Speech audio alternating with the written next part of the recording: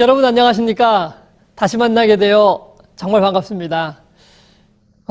이제 마지막 시간이라니 정말 아쉬운 마음이 있습니다. 참 시간이 빨리 지나갔죠. 비록 짧은 시간이었지만 제가 깨닫고 있는 이 진리의 복음을 여러분들과 함께 나눌 수 있어서 참으로 행복한 시간이었습니다. 여러분들 만날 수 있게 해주신 하나님의 크신 은혜에 정말 감사드리고요. 이제 시작된 여러분의 신앙이 더욱 아름답게 열매 맺히게 되기를 응원하겠습니다. 언젠가 혹 제가 여러분을 직접 대면할 수 있게 되면 말씀의 향기 성경통신학교 과정이 여러분에게 얼마나 큰 도움이 되었었는지 저에게 알려주세요. 그러면 제게도 큰 기쁨이 될 것 같습니다. 혹 이 땅에서 뵙지 못한다 할지라도 하늘에서 꼭 만날 수 있게 되기를 소원합니다. 자, 이제 마지막 수업입니다. 제20과 하나님의 남은 교회 함께 공부해 보도록 하겠습니다. 먼저 성경이 말하는 이 남은 자, 남은에 대한 개념을 제가 잠시 살펴보도록 그렇게 하겠습니다. 요한계시록 12장 17절인데요. 용이 여자에게 분노하여 돌아가서 그 여자의 남은 자손, 곧 하나님의 계명을 지키며 예수의 증거를 가진 자들로 더불어 싸우려고 바다 모래 위에 섰더라. 이 구절은 마지막 때의 사단이 용이죠. 남은 자손과 싸우기 위해 바다 모래 위에 서 있는 모습을 묘사하고 있습니다. 그럼 여기서 우리는 두 가지를 살펴봐야 됩니다. 첫 번째는 남은 자손은 누구인가? 그리고 둘째는 남은 자손은 어떤 사람들인가? 먼저 두 번째 질문부터 답을 해보면 방금 읽은 성경절 안에 그 답이 있었습니다. 여자의 남은 자손, 곧 하나님의 계명을 지키며 예수의 증거를 가진 자들이라고 했습니다. 여자의 남은 자손이란 하나님의 참 백성을 일컫는 것이겠죠. 그리고 그 마지막 때 그 사람들의 특징이 무엇이냐면 첫 번째는 하나님의 계명을 지키는 사람들이고 두 번째는 예수의 증거를 가진 사람들입니다. 그러면 예수의 증거를 가졌다는 의미는 무엇일까요? 요한계시록 14장 12절에 방금 저희가 읽었던 구절과 평행을 이루는 구절이 있습니다. 성도들의 인내가 여기 있나니 저희는 하나님의 계명과 예수 믿음을 지키는 자니라.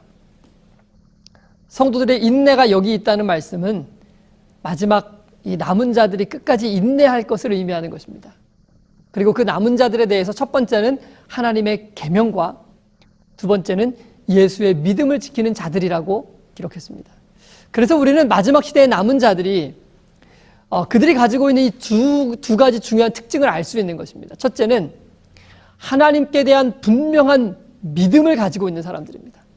두 번째는 하나님의 모든 계명에 순종하는 사람들이죠. 그런데 오늘날의 기독교는 더 이상 하나님의 율법에 대한 순종을 가르치지 않는 것처럼 보입니다. 가르치지 않는 건 아니겠지만 별로 그렇게 강조하지 않는 것처럼 보여요. 믿음으로 구원받았으니까 이제는 어떻게 살든지 구원을 얻을 것처럼 그렇게 가르칩니다. 또는 한번 구원을 얻었으면 구원을 마치 잃어버리지 않을 것처럼 가르치는 경우도 많이 있는 것입니다. 그러나 여러분, 우리는 예수님의 제자 중에 한 명이었던 유다도 멸망을 받았다는 사실을 잊지 말아야 할 것입니다.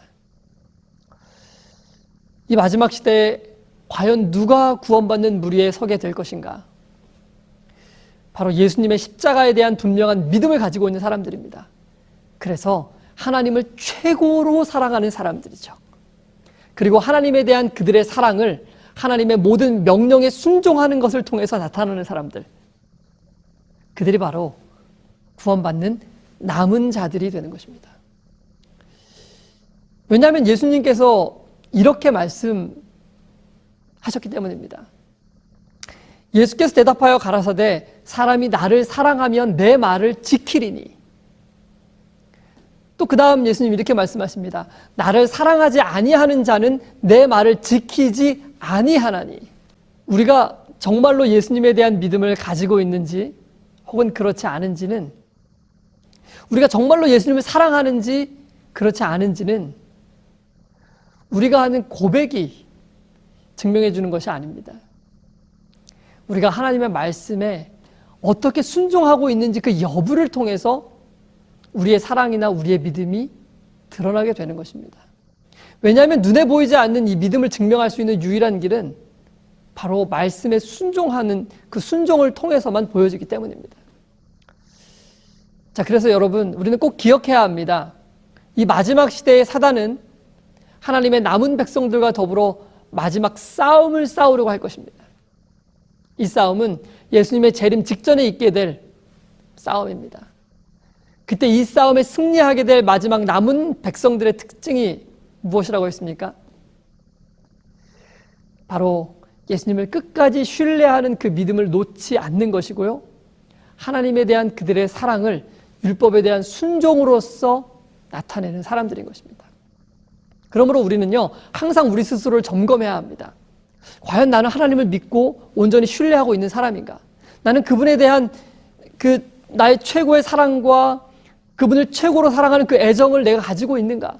나에게 예수님은 항상 첫 번째 위치를 차지하고 계시는가? 그리고 그렇기 때문에 나는 하나님께서 나에게 주신 모든 명령과 말씀에 순종하는 것이 기쁨이고 행복인가? 우리는 항상 우리 스스로를 점검해야 하는 것입니다. 만약 우리에게서 이런 두 가지 특징이 나타나지 않는다면 우리는 빨리 회개하고 다시금 예수님을 열심으로 찾아야 할 것입니다. 마지막 때가 되면 될수록 사단은 더욱더 거세게 우는 사자와 같이 삼킬자를 찾으며 다니게 될 것입니다. 우리가 우리의 이 두 발을 믿음 위에 굳게 세우고 하나님의 모든 명령을 따라 행하지 않는다면 우리는 결국 사단의 속임수에 넘어가서 영생을 잃어버리게 되고 말 것입니다. 여러분, 사단은요, 대기만자입니다. 그는 처음부터 속이는 자였습니다. 그런데 문제는 사단의 이런 기만들이 너무나도 교묘하고 또 치밀하기 때문에 우리가 그런 기만들을 쉽게 분별할 수가 없는 것입니다. 그래서 오죽하면 아담과 하와도 속아 넘어갔겠습니까? 지금 6,000년 역사 동안 수많은 사람들이 이 대기만자 사단에게 당해온 것입니다. 그런데 그 기만을 간파하고 그 속임수에서 벗어날 수 있었던 그 사람들의 특징이 무엇이었는지 아십니까? 그들은 자신의 믿음을 말씀의 근거 위에 굳게 세웠던 것입니다. 내 믿음이 지금 정확한지 아닌지를 율법에 비춰보면서 알 수 있었던 것입니다. 그들은 교회가 무엇이라고 얘기하는지를 중요하게 여기지 않았습니다. 그들은 친구가 무엇이라고 얘기한다고 해서 그것을 따르지 않았습니다. 그들은 목사님이나 혹은 다른 그 어떤 누구의 이야기를 따른 것이 아니고 오직 하나님의 말씀 위에만 그들의 믿음을 세웠던 것입니다. 오늘 우리도 그렇게 해야 합니다. 오늘 우리가 가진 믿음이 옳은 것이냐? 이것을 검증해 볼 수 있는 유일한 기준은 바로 하나님의 말씀인 것입니다.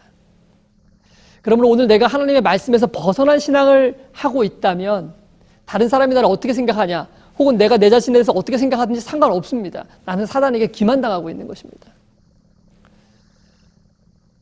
여러분, 이 비행기 조종사들이 비행을 하는 방법에는 두 가지가 있다고 합니다.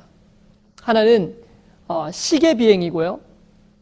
다른 하나는 계기 비행입니다. 시계 비행은 눈으로 보면서 그 항공기를 운전하는 거예요. 날씨가 맑은 날은 가능하죠. 그러나 날씨가 매우 좋지 않은 상황이나 혹은 구름 속에 들어갔을 때는 여기가 어디가 땅인지 어디가 하늘인지 도통 알 수가 없는 것입니다. 그럴 때 비행사들은 오직 이 계기판을 의지해야 하는 것입니다. 계기판에 나와 있는 것들을 토대로 내 비행 상태를 점검해야 되는 거예요. 계기판에서는 현재 지금 내 고도가 너무 낮다고 계속 얘기하고 있는데 내가 지금 30년 경력 베테랑인데 내가 생각하기에는 지금 비행기가 전혀 고도가 낮은 것 같지 않다고 생각을 해서 그 경고를 무시하면 결국 그 비행기는 추락하게 될 것입니다. 여러분, 이 마지막 시대에 더욱더 사단의 기만으로 인해서 온 세상은 어두움으로 가득 차게 될 것입니다. 이미 온 세계의 사람들이, 아니 교회 안에 있는 수많은 사람들도 무엇이 참이며 무엇이 진리인지를 분별하지 못하고 살아가고 있습니다. 이럴 때 우리는 어떻게 진리를 분별하고 내가 바른 신앙을 하고 있는지, 내가 지금 잘 이 신앙의 이 항공기를 잘 운행하고 가고 있는지 어떻게 알 수 있을까요? 계기판을 봐야 합니다. 어떻게 하는 것이 참 신앙인지를 알려주는 하나님의 말씀을 따라가야 하는 것입니다. 오늘 그 말씀이 내가 지금 일정 고도에서 벗어나고 있다고 경고한다면 빨리 내 고도를 수정해야 하는 것입니다. 이것만이 이 마지막 시대에 용과의 전쟁에서 승리하고 하나님의 남은 자가 될 수 있는 유일한 길이라는 것을 여러분 잊지 않게 되시기를 간절히 바랍니다. 사단은 처음 아담과 하와를 기만한 이래 세상에 수많은 사람들을 기만해 왔습니다. 그래서 노아 홍수 때에는 오직 남은 자가 8명만 구원을 얻었습니다. 소돔과 고모라가 멸망을 받을 때는 단 3명만 구원을 얻었습니다. 예수님 당시에도 대다수의 유대인들은 예수님을 거절했죠. 참으로 아이러니한 일이 아닐 수 없습니다. 그 유대인들은요, 그들의 조상 때부터 무려 2000년 동안이나 예수님의 다시 오심을 기다리는 사람들이었어요. 그들의 모든 말씀과 그들의 모든 예배와 제사 제도와 절기 제도와 그들의 모든 삶 자체가 예수님의 오심을 기다리는 생애였어요. 근데 막상 예수님께서 이 땅에 오셨을 때 그 예수님을 알아본 사람들은 극소수에 불과했던 것입니다. 어떻게 이런 일이 일어날 수 있을까요? 대다수의 사람들이 사단의 기만에 속았기 때문입니다. 그러나 온 유대 사람들이 다 하나님을 거절한 것처럼 보이는 그때에도 하나님께서는 진리를 가진 그 남은 자들을 남겨두셨습니다. 그리고 그들이 예수님의 죽음과 부활을 본 이후에 참으로 하나님의 복음을 전하기 시작했던 것이죠. 그러나 초대교회의 그 핍박의 시간이 지나간 이후에 많은 그리스도인들이 또다시 세상과 타협하기 시작했습니다. 그래서 우리가 이미 살펴봤던 것처럼 참 안식일을 포기하였고 세상의 안락함을 선택하게 된 것입니다. 그러나 그때도 여전히 참 신앙을 고수했던 남은 자들이 있었습니다. 그들은 진리에 순종하기 위해서 산과 들이나 무덤이나 동굴로 피해야 했고 그것에서 숨어서 진리를 지켜야 했습니다. 그때로부터 1000년이 넘는 시간 동안 교회는 부패하고 타락했습니다. 교회 안에는 오히려 진리가 없었습니다. 그러나 그 기간 동안에도 하나님께서는 여전히 참 진리를 가진 남은 무리들을 가지고 계셨습니다. 비록 그들이 매우 소수여서 그들은 훅 불면 꺼질 것 같이 연약하고 정말 힘없는 그런 백성들이었지만 여전히 진리를 믿고 따르는 하나님의 참 백성들이었습니다. 그리고 1500년대에 들어서서 하나님께서는 그 중에 한 사람이었던 루터라는 사람을 통하여 다시금 진리가 빛을 비출 수 있도록 하셨습니다. 여러분, 루터 전에도요, 종교개혁을 시도했던 많은 사람들이 있었습니다. 한 100년 전만 거슬러 올라가더라도 루터가 나타나기 전에 이 프라하의 총장이었던 후스라는 사람이 진리의 빛을 전했습니다. 그런데 종교개혁이 비로소 루터의 때 빛을 볼 수 있었던 것은 인쇄술의 영향이 매우 컸습니다. 독일의 구텐베르크가 발명한 인쇄기 덕분에 루터가 전한 기별들이 인쇄가 되어서 사람들의 손에 들어갈 수 있게 된 것입니다. 말씀이 사람들의 손에 들려지게 된 거예요. 1000년이 넘도록 도서관 쇠사슬에 묶여 있었던 그 성경이 각 언어로 번역되고 사람들의 손에 들어가기 시작하면서 진리가 빛을 비추게 되었던 것입니다. 여러분, 이제 이 진리가 어떻게 빛을 발하게 될 수 있는지 아시겠습니까? 진리는 언제든지 하나님의 말씀과 더불어서 빛을 발하는 거예요. 말씀이 사람들의 손에 들려지게 될 때, 그리고 그들의 손에서 그 말씀에 따라 순종하는 일들이 일어나게 될 때 그 진리가 사람들의 삶 가운데 역사하기 시작하는 것입니다. 그러나 교회는 너무나 오랫동안 그 진리의 빛을 잃어버렸었기 때문에 그 많은 오류들이 다 한 번에 바로잡아질 수가 없었습니다. 그래서 그때로부터 수많은 개혁자들이 계속 끊임없이 일어나게 됐죠. 왜냐하면 그 많은 개혁자들이 자신의 삶과 자신의 신앙을 이 말씀에 비춰보는 계기신앙, 계기비행, 계기신앙을 했기 때문입니다. 이거 잘못됐구나. 내 신앙이 틀렸구나. 너무나 오류 가운데 머물러 있었구나. 그래서 그들은 고도를 바꾸기 시작한 것입니다. 그리하여 이 인간의 구원에 관한 진리들, 지옥과 영혼에 관한 진리들, 인간의 사후세계에 관한 진리들, 그리고 침례나 혹 다른 여러 가지 진리들이 점진적으로 계속적으로 밝혀지기 시작했던 것입니다. 그러면서 1800년대가 무르익게 되었고 성경이 제시하는 마지막 때가 시작된 것입니다. 그때 하나님께서는 다니엘서와 요한계시록의 인봉을 푸시고 마지막 때와 관련된 이 진리들을 공개해 주시기 시작했습니다. 그래서 우리가 오랫동안 잃어버렸던 이 안식일 제도도 하나님께서 다시 교회 안에 회복할 수 있도록 인도해 주신 것입니다.